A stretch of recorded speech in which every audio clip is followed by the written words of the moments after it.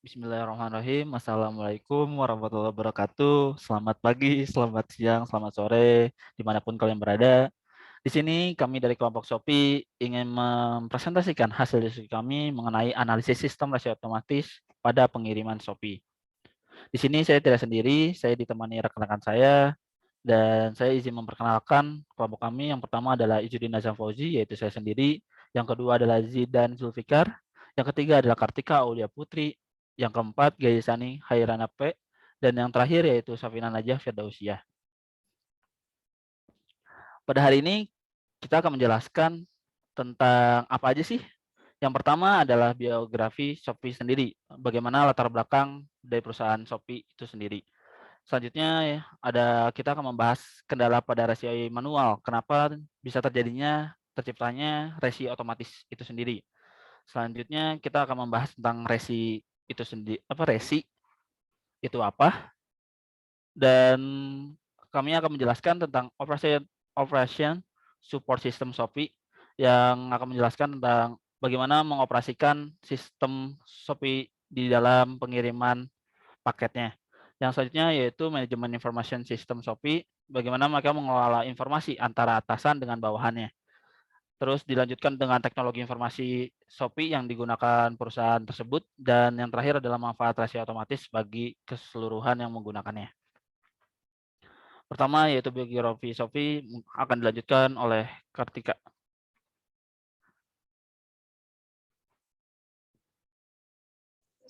Baik, di sini saya akan menjelaskan biografi dari Shopee. Shopee merupakan perusahaan e-commerce yang berada di bawah naungan Garena, berubah nama menjadi Sea Group. Perusahaan internet di Asia Tenggara menjalankan bisnis C2C mobile marketplace. Shopee resmi diperkenalkan di Singapura pada tahun 2015 yang diikuti dengan negara Malaysia, Filipina, Taiwan, Thailand, Vietnam, dan Indonesia. Shopee Indonesia resmi diperkenalkan di Indonesia pada Desember 2015 di bawah naungan PT Shopee International Indonesia. Menawarkan one-stop mobile experience, Shopee menyediakan fitur live chat yang memudahkan para penjual dan pembeli percaya bahwa kegiatan belanja online harus terjangkau, mudah, dan menyenangkan. Next. Di sini ada visi misi Shopee, yaitu visinya adalah Shopee percaya bahwa belanja online harus dapat diakses mudah dan menyenangkan. Sedangkan misi Shopee adalah mengembangkan jiwa kewirausahaan bagi para penjual untuk menentukan siapa kita, bagaimana kita berbicara, berperilaku, atau berkreasi terhadap situasi apapun. Pada dasarnya, kita sederhana, bahagia, dan bersama. Atribut kunci ini terlihat di setiap langkah perjalanan Shopee, yaitu sederhana, senang, dan bersama. Selanjutnya.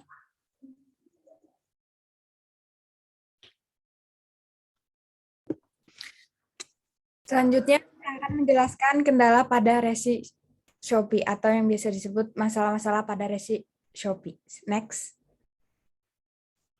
Kendala pada resi Shopee adalah yang pertama, membutuhkan waktu yang lama dalam melakukan transaksi. Yang kedua adalah beban biaya yang masih ditanggung terlebih dahulu oleh penjual. Yang ketiga, ketidakjelasan dan kesalahan penulis dalam resi. Yang terakhir adalah harus memberikan nomor resi secara manual melalui fitur lama Shopee. Next.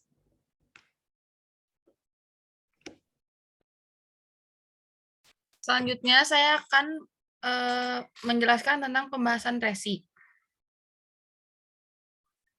Definisi resi. Resi merupakan tanda terima secara tertulis atau tentang paket surat uang kiriman sebagai bukti bahwa barang yang telah kita beli sudah dikirim dan biasanya disediakan oleh pihak penjual untuk memberikan nomor resi. Next. Resi, pengiriman bertujuan untuk memperlihatkan bukti kirim barang dan digunakan sebagai pelacakan barang dagangan Anda yang sedang dikirim kepada penjual melalui beberapa jenis jasa pengiriman yang mendukung Shopee di Indonesia. Jadi, resi pengiriman tersebut berguna untuk Anda yang berbelanja di Shopee. Next. Definisi resi otomatis. Resi otomatis berfungsi untuk memudahkan para penjual dalam melakukan proses pengiriman barang dan penjual tidak perlu untuk memasukkan nomor resi ke halaman transaksi setelah mengirim barang. Jadi, resi otomatis lebih sering dipakai oleh para penjual karena lebih mudah dalam melakukan pengiriman barang. Selanjutnya ada definisi resi manual. Resi manual merupakan sebuah nomor pengiriman yang dimasukkan secara manual ke halaman transaksi setelah mengirim barang. Resi tersebut lebih jarang digunakan karena munculnya resi otomatis karena lebih praktis dalam melakukan pengiriman barang. Next. Oke, selanjutnya saya akan menjelaskan tentang Operation Support System Shopee. Bagaimana Shopee mengelola sistemnya mengenai pengiriman resi otomatis ini. Yang pertama, mereka menggunakan Transaction Processing System atau biasa disebut TPS. TPS ini apa? TPS ini merupakan sistem informasi yang terkomputerisasi yang dikembangkan untuk memproses data dalam jumlah yang sangat besar. Sehingga secara rutin mereka bisa mengelola data-data seperti daftar gaji dan inventarisasinya. Terus TPS ini berfungsi sangat banyak. Yang pertama adalah pada level organisasi, yang memungkinkan organisasi bisa berinteraksi dengan lingkungan eksternal. Selanjutnya yaitu data yang dihasilkan oleh TPS dapat dilihat atau digunakan oleh manajer, sehingga manajer dapat mengelola dengan baik para bawahannya. Dan sistem ini bekerja pada level operasional. Input pada level ini adalah transaksi dan kejadian. Bagaimana sebuah pengelolaan antara pengelola dengan customer secara langsung berkomunikasi melalui TPS ini. Dan selanjutnya yaitu proses dalam sistem ini meliputi pengurutan data, melihat data, dan memperbarui data. Sedangkan outputnya adalah laporan detail, daftar lengkap, dan ringkasan yang sudah dibuat secara menyeluruh dari data-data yang sudah dikumpulkan. Nah, pada studi kasus Shopee ini tentang resi otomatis, kita membagi menjadi 5 kelompok di dalam TPS ini. Yang pertama adalah customer service. Customer service ini yaitu sebagai pengelola resepsionis dan sebagai customer relation officer, sebagai penghubung antara perusahaan dengan customer-nya sendiri. Selanjutnya yaitu adalah penjual. Bagaimana penjual ikut terlibat dalam proses transaksi dan memberikan resi pada barang yang akan dikirim oleh mereka. Selanjutnya yang kedua itu penjual dapat memperbarui data resi untuk barang yang akan dikirim. Sehingga jika ada kesalahan, mereka dapat memperbaiki secara mudah dalam menyelesaikan masalah mereka. Yang ketiga yaitu mengenai pembeli. Pelaku pembeli ini yaitu ikut terlibat dalam proses transaksi dan memberikan data pribadi mereka berupa nama, alamat, dan nomor telepon untuk resi barang mereka. Sehingga sangat meminimalisir yang namanya human error dalam resi otomatis ini. Yang kedua yaitu pembeli dapat menanyakan hal-hal terkait barang yang akan dikirim, seperti berapa lama pengiriman, terus apakah barang ini dapat dikirim ke suatu daerah atau tidak, dan masih banyak yang lainnya yang dapat ditanyakan oleh pembeli kepada penjualnya. Selanjutnya yang nomor 4 yaitu finance, bagian keuangan, yaitu melakukan pengelola keuangan perusahaan kepada jasa pengirim, sehingga tidak bakal ada beban biaya yang diberikan kepada penjual ketika mau mengirimkan barang, karena sudah dikelola oleh perusahaan Shopee itu sendiri. Selanjutnya yang kedua itu melakukan penginputan semua transaksi keuangan, sehingga penjual tidak perlu repot-repot lagi memikirkan tentang keuangan pengiriman barang ini. Yang terakhir yaitu tentu saja quality control yang diberikan kepada Shopee untuk penggunanya. Yang pertama itu memantau produk-produk yang akan dikirim oleh seller kepada jasa pengirim, sehingga barang yang dikirim diterima dengan selamat oleh para pembelinya. Yang selanjutnya itu bertanggung jawab agar barang sampai kepada pembeli dengan selamat. Oke, selanjutnya yaitu menggunakan proses kontrol sistem atau biasa disebut PCS. PCS ini apa? PCS ini adalah sistem informasi operasi secara rutin membuat keputusan yang mengendalikan proses operasional yang sedang terjadi, seperti pemesanan ulang otomatis dan keputusan pengawasan produksi oleh siapa.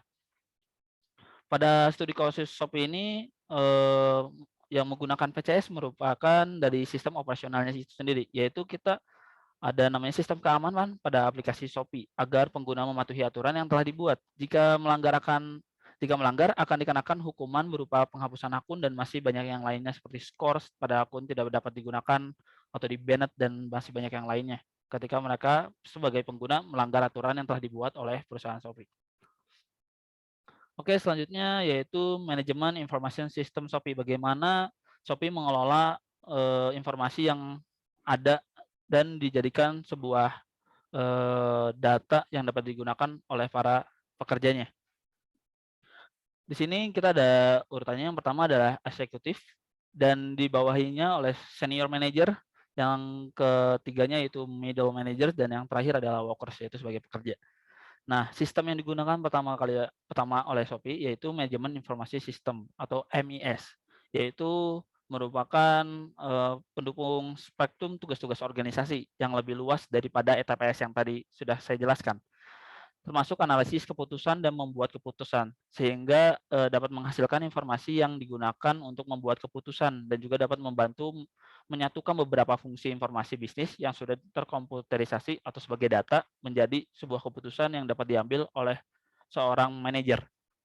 Pada studi kasus Shopee ini, kita dapat melihat MES ini pada operational officer yang mengolah, yaitu melakukan optimasi Shopee di mesin pencarian alamat. Bagaimana dia mengolah data yang ada menjadi informasi alamat yang dapat digunakan oleh para penggunanya. Terus yang kedua adalah melakukan optimasi di sistem pembuatan resi otomatis. Bagaimana dia membuat pengguna agar nyaman menggunakan resi otomatis sehingga mereka tidak terbebani seperti sebelumnya yang menggunakan resi manual. Yang ketiga yaitu bertugas membawa kemajuan dalam sistem operasional untuk perusahaan. Bagaimana mereka mengembangkan terus rasio otomatis agar dapat digunakan dengan layak oleh para pengguna Shopee.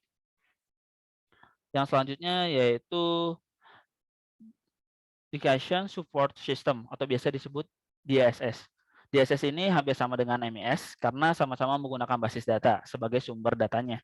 DSS ini bermula dari MES karena menekankan pada fungsi pendukung pembuatan keputusan di seluruh tahap-tahapannya, yaitu meskipun keputusan aktual tetap wewenang eksklusif pembuatan keputusan ini dipegang oleh COO-nya.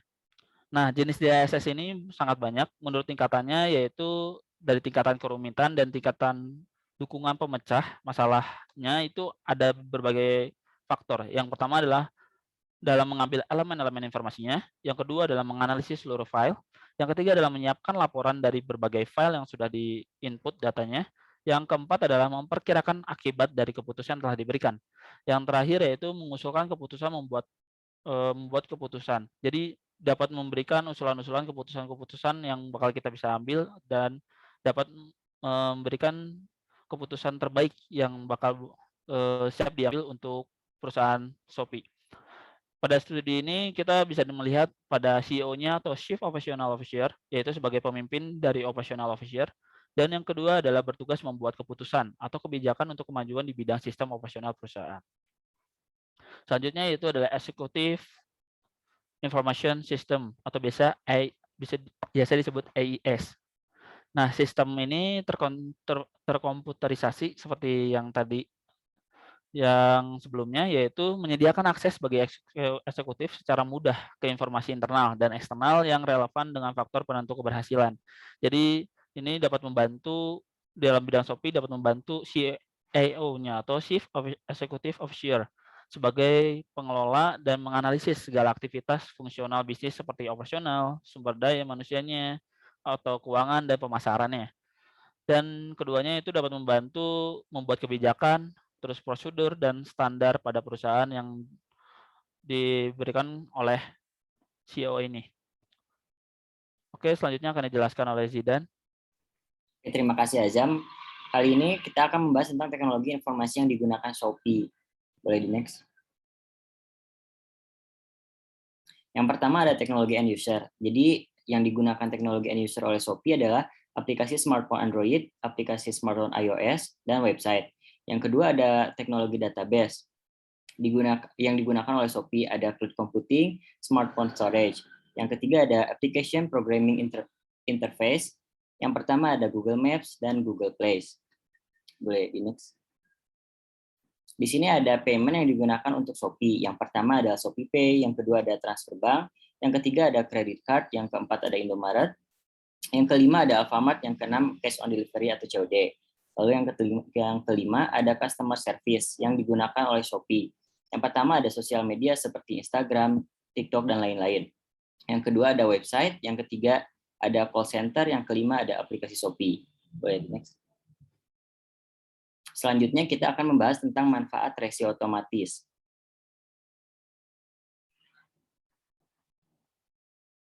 Manfaat resi otomatis bagi penjual, yang pertama tidak perlu menuliskan alamat pembeli karena biasanya banyak error-error yang dituliskan pada saat menuliskan alamat pembeli. Yang kedua, tidak perlu membayar ongkos kirim secara cash atau ongkos kirim secara langsung dipotong oleh aplikasi Shopee.